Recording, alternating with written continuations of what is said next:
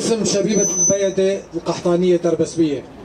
بروح الشبيبة والمرأة الحرة تسقط مؤامرة 15 شباط.